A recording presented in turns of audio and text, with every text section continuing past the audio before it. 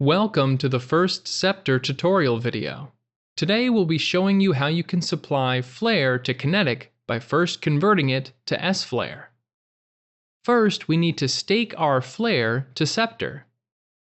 As you can see, I have some Flare. I am going to set the amount, and then click Stake Flare on Sceptre. Then I will confirm. Then I'll go through the transaction.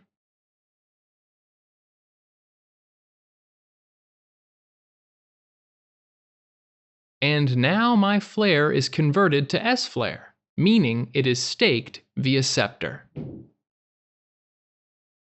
I can now see here I have 50 sFLR, as the exchange rate has already changed.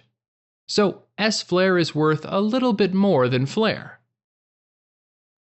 And now I can supply it, after approving the transaction.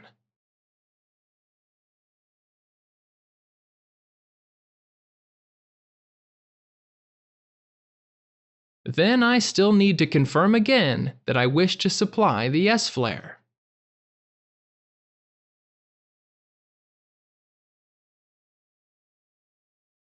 Now it has been supplied, as you can see here on the Kinetic dashboard.